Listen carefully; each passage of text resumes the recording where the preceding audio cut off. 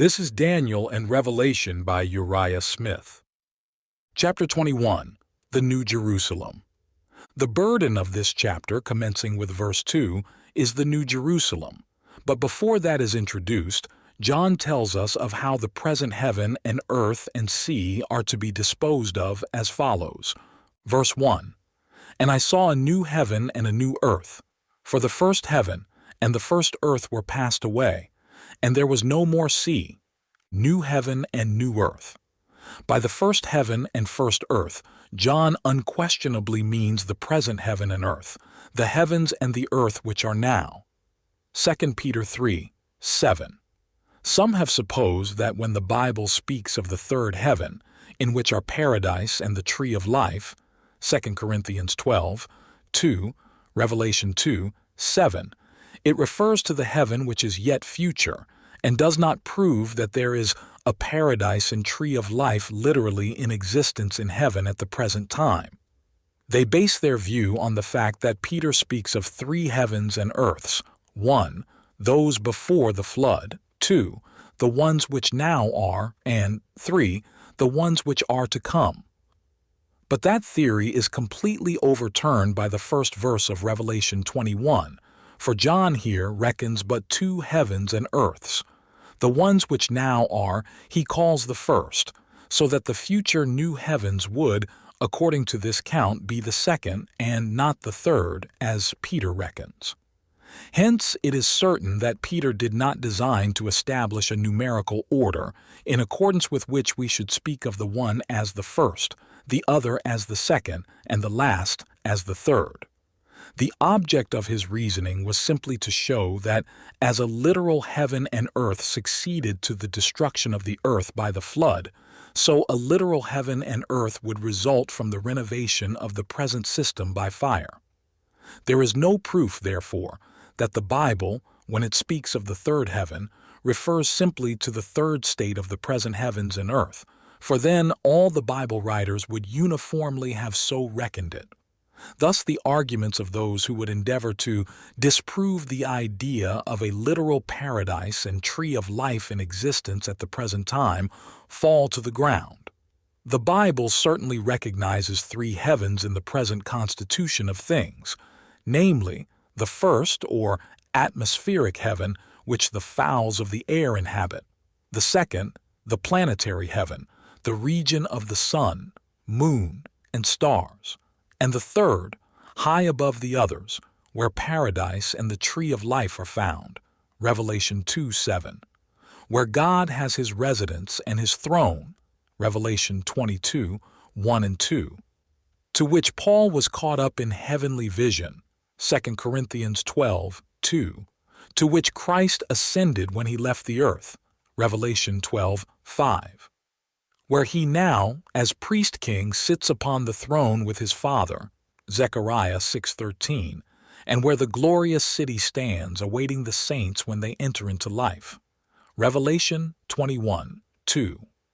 Blessed be God that from that bright land intelligence has been brought to this far-off world of ours. And thanks be to his holy name that a way has been opened from the dark places of earth, which leads like a straight and shining path of light up to those blessed abodes. The sea no more, because John says, and there was no more sea. The question is sometimes asked, is there then to be no sea in the new earth?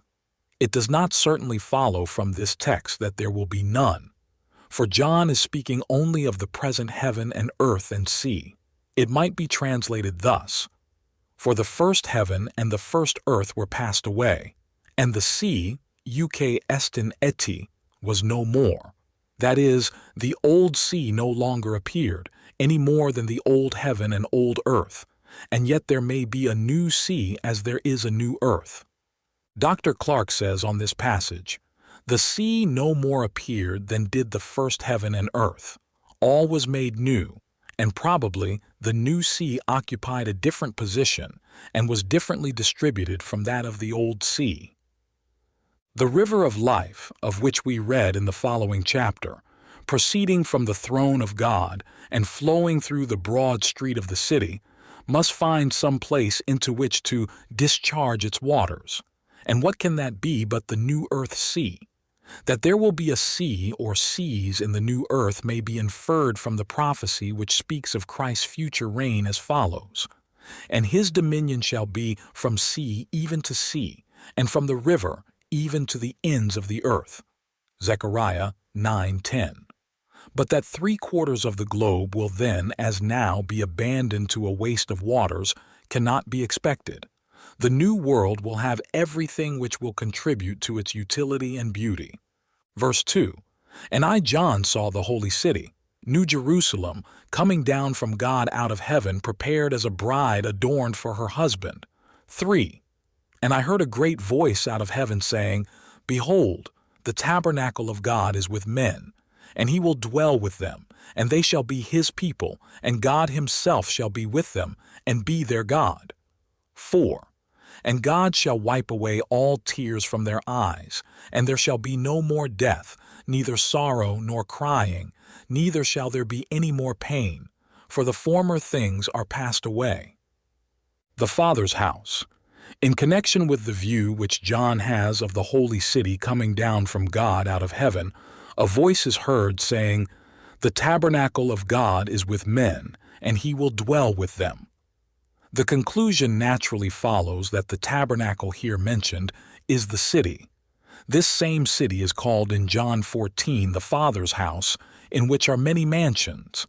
If an objection should arise in any mind that this is too permanent a place to be called a tabernacle, we reply that the word tabernacle sometimes has the signification of a permanent dwelling place. The great God takes up his abode on this earth, but we do not suppose that God is confined to this or any other one of the worlds of his creation.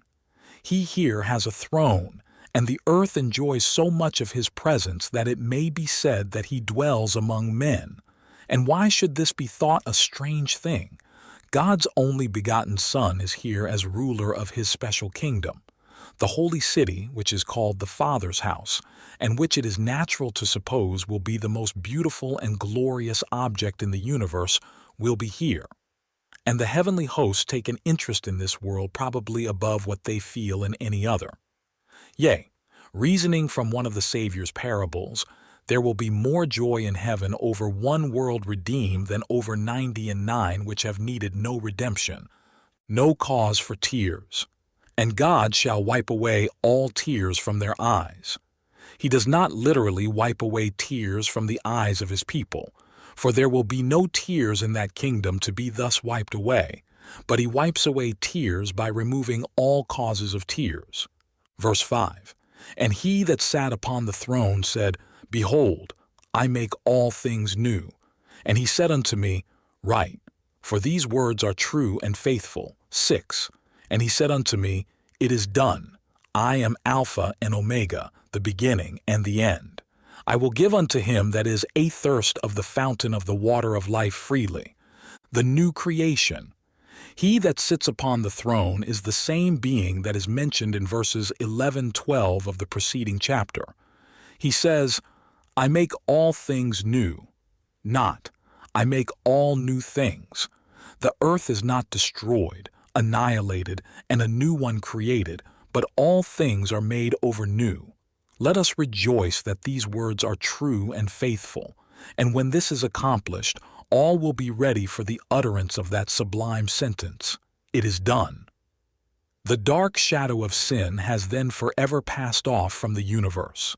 The wicked root and branch, Malachi 4:1, are wiped out of the land of the living, and the universal anthem of praise and thanksgiving, Revelation 5:13, goes up from a redeemed world and a clean universe to a covenant-keeping God. Verse 7, He that overcometh shall inherit all things, and I will be his God, and he shall be my son. 8. But the fearful and unbelieving and the abominable, and murderers and whoremongers, and sorcerers and idolaters, and all liars, shall have their part in the lake which burneth with fire and brimstone, which is the second death, the great inheritance. The overcomers are Abraham's seed, and heirs according to the promise. Galatians 3:29. The promise embraces the world. Romans 4:13. And the saints will go forth upon the new earth, not as servants or aliens, but as lawful heirs to the heavenly estate and proprietors of the soil. The fear that hath torment. But the fearful and unbelieving have their part in the lake that burneth with fire and brimstone. The word fearful has been a trouble to some conscientious ones, who have had fears more or less in all their Christian experience. It may be well, therefore, to inquire what kind of fear is here meant. It is not fear of our own weakness, or of the power of the tempter. It is not fear of sinning, or of falling out by the way, or of coming short at last. Such fear will be very apt to drive us to the Lord, but it is a fear connected with unbelief, a fear of the ridicule and opposition of the world, a fear to trust God and venture out upon His promises, a fear that He will not fulfill what He has declared, and that consequently we shall be left to shame and loss for believing on Him. Cherishing such fear, one can be only half-hearted in his service. This is most dishonoring to God. This is the fear which we are commanded not to have. Isaiah 51:7. This is the fear which brings into condemnation here, and will finally bring all who are controlled by it into the lake of fire, which is the second death. Verse 9. And there came unto me one of the 7 angels which had the 7 vials full of the 7 last plagues, and talked with me, saying, Come hither, I will show thee the bride, the Lamb's wife. 10. And he carried me away in the Spirit to a great and high mountain, and showed me that great city, the holy Jerusalem, descending out of heaven from God. 11.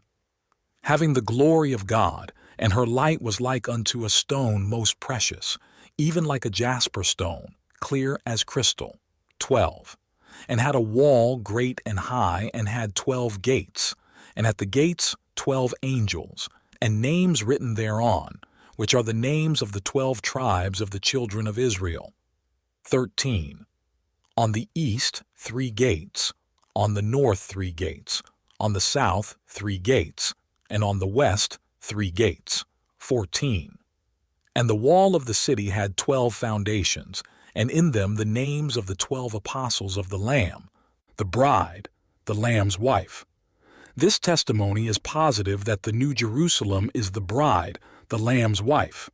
The angel told John distinctly that he would show him the bride, the Lamb's wife, and we may be sure that he did not practice upon him a piece of deception, but fulfilled his promise to the very letter. But all that he did show him was the New Jerusalem. It would be unnecessary to offer a word of proof that this city is not the church, were it not that popular theology has so mystified the Scriptures as to give it this application. This city, then, cannot be the church, because it would be absurd to talk of the church as lying foursquare and having a north side, a south side, an east side, and a west side. It would be absurd to speak of the church as having a wall great and high and having 12 gates, 3 on each side toward the 4 points of the compass. Indeed, the whole description of the city which is given in this chapter would be more or less an absurdity if applied to the church. Again, Paul, to the Galatians, speaks of the same city and says that it is the mother of us all, referring to the church. The church, then, is not the city itself, but the children of the city.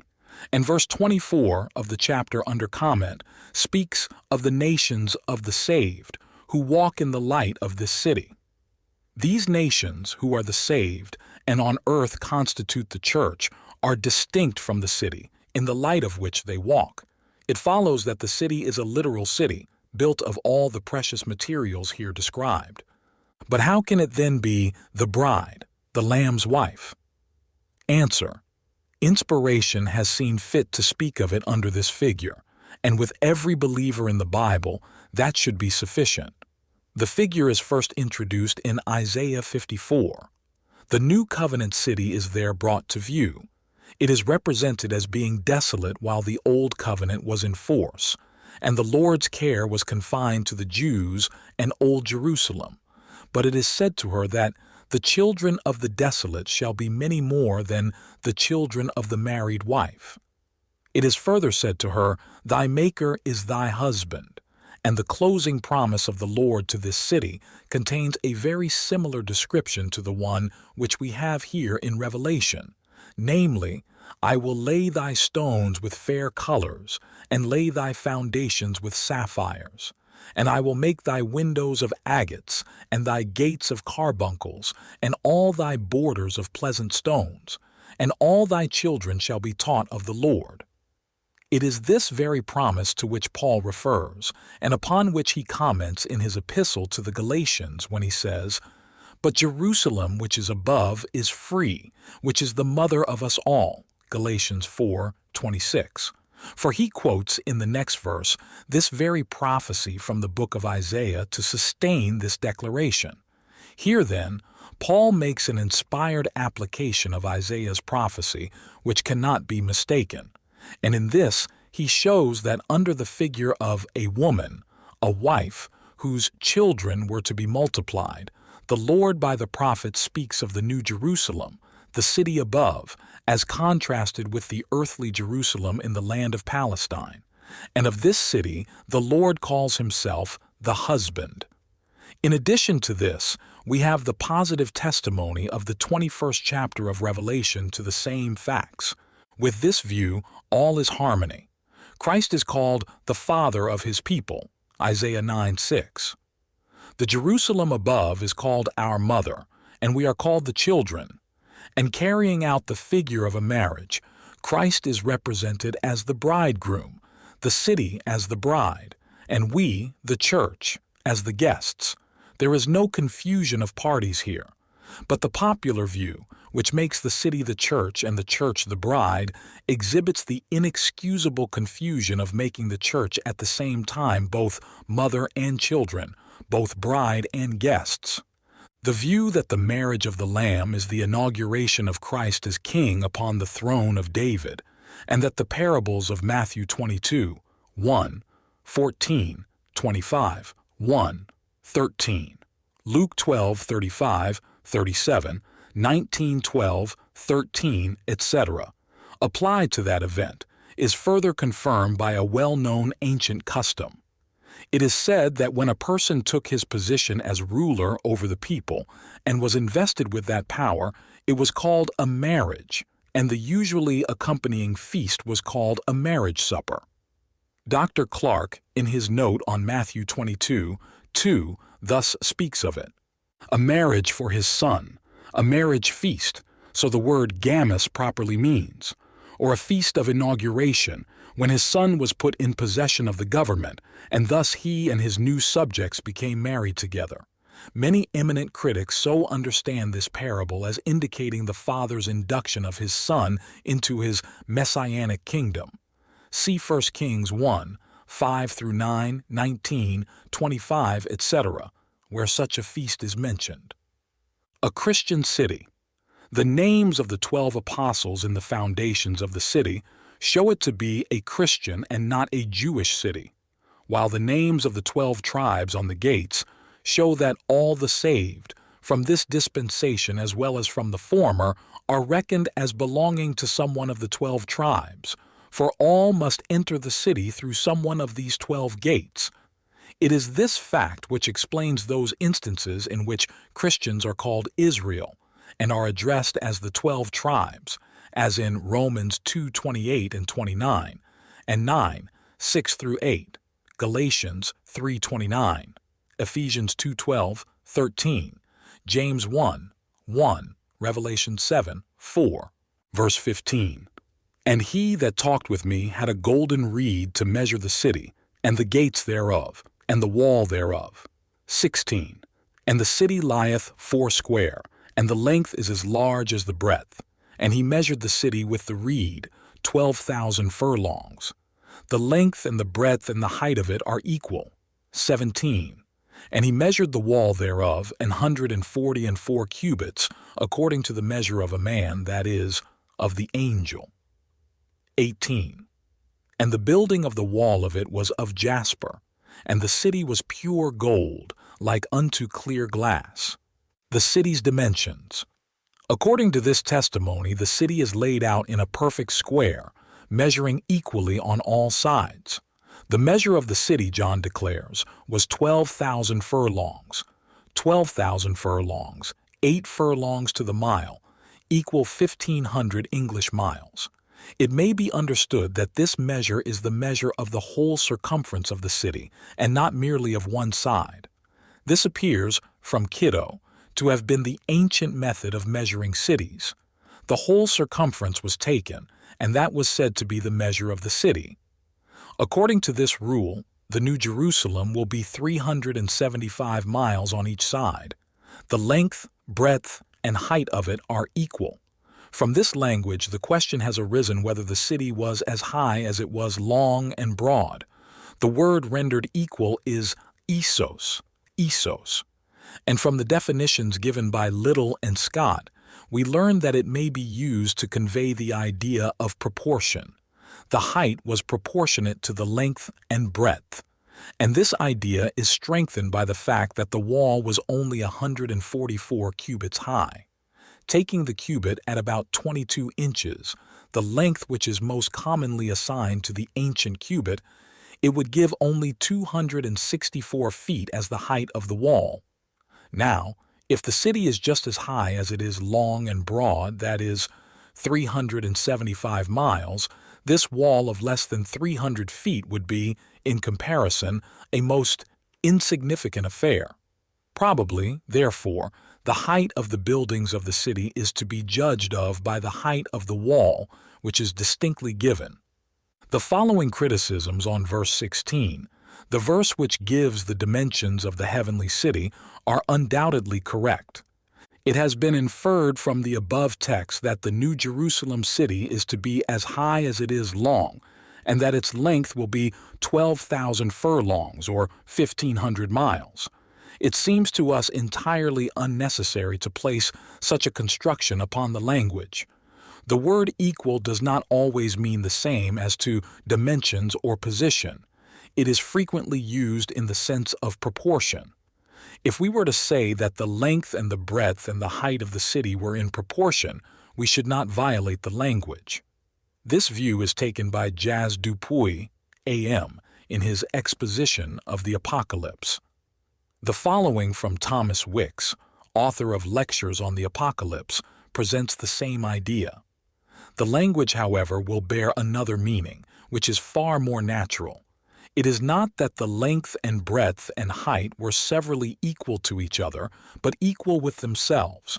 That is, the length was everywhere the same, and the breadth everywhere the same, and the height the same. It was perfect and symmetrical in all its proportions. This is confirmed by the fact distinctly stated that the wall was 144 cubits high, or 216 feet, a proper height for a wall, while it is said that the length is as large as the breadth. This writer allows but 18 inches to the cubit. The Greek word isos, which is translated equal, will, according to Pickering, bear the meaning of proportion. Greenfield, in defining one of its cognate words, isotes, gives to it the sense of equal proportion and refers to 2 Corinthians 8:13 and 14 as an example where this definition is quite admissible. It would appear, therefore, that the height of the city was proportionate to its length and breadth, and not that it was as high as it was long. The text certainly admits of this interpretation, and this frees the language from all ambiguity and the city from all disproportion, and shows perfect harmony in the general description. The building of the wall was of jasper. Jasper is a precious stone usually described as of a beautiful bright green color, sometimes clouded with white or spotted with yellow.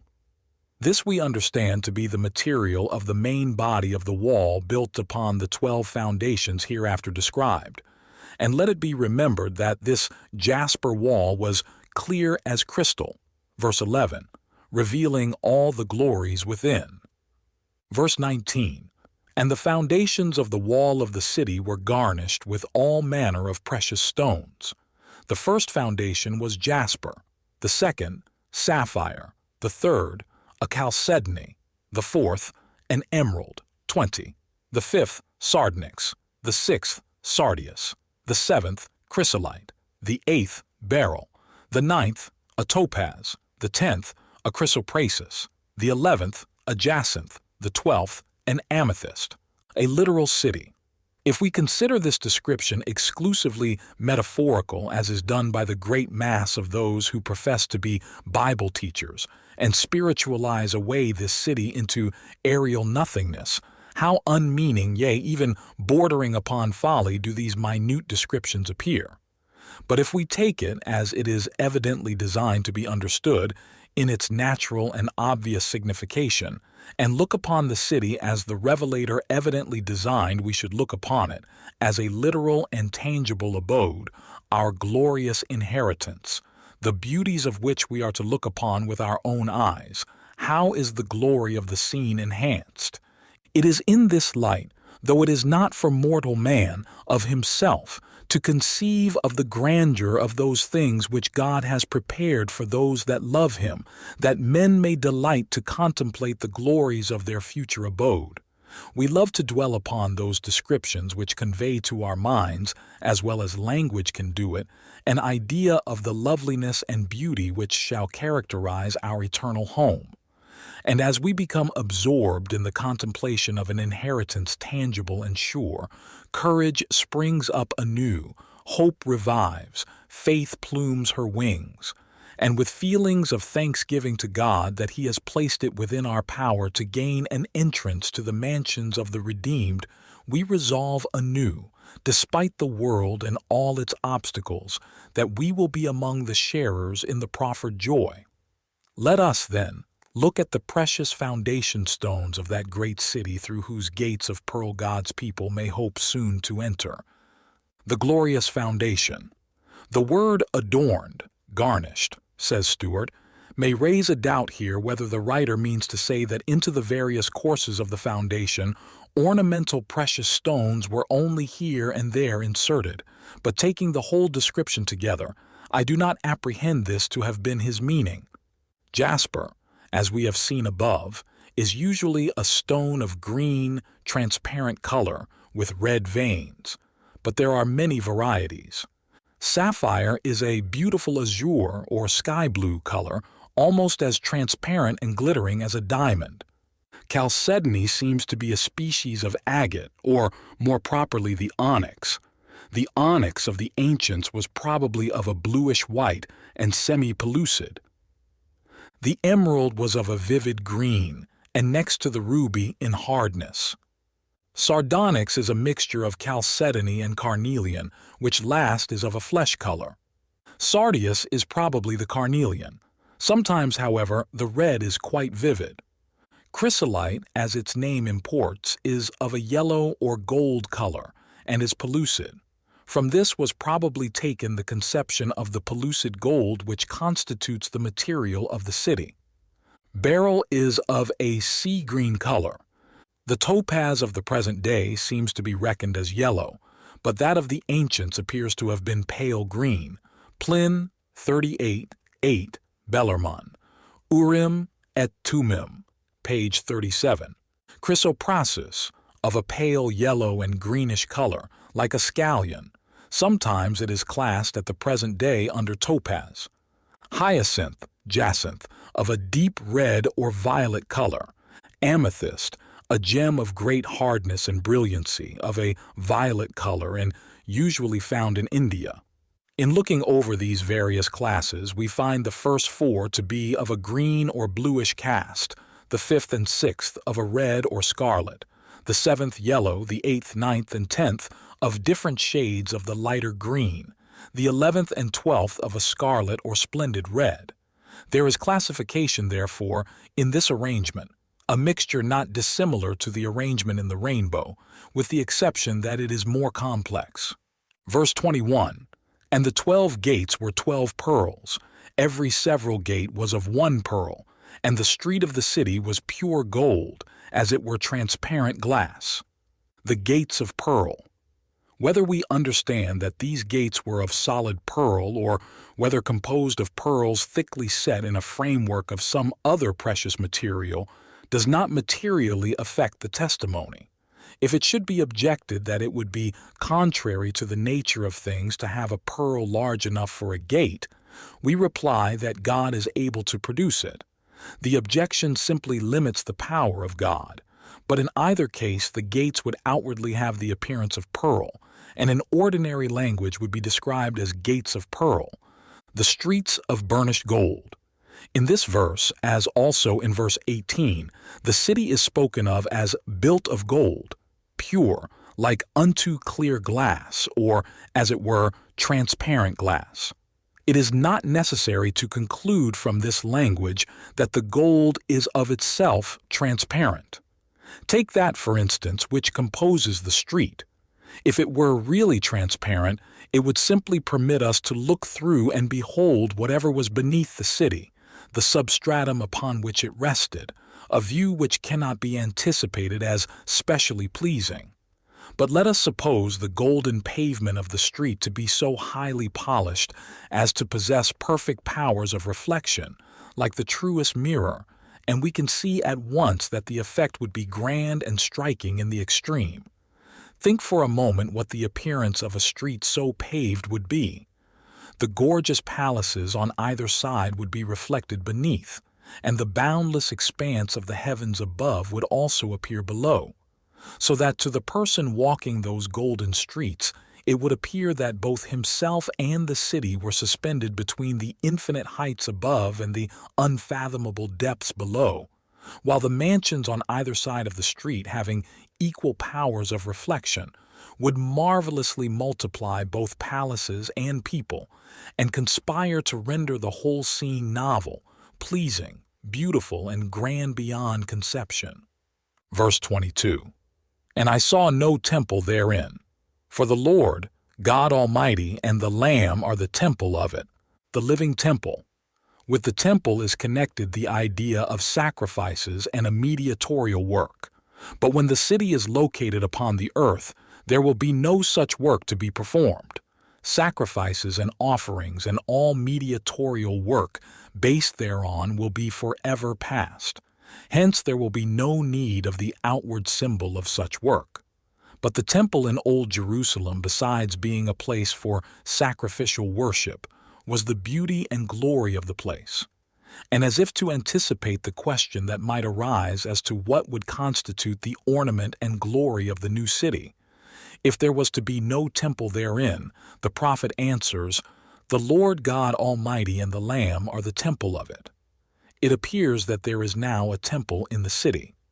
Chapter 16:17. What becomes of that temple when the city comes down, Revelation does not inform us.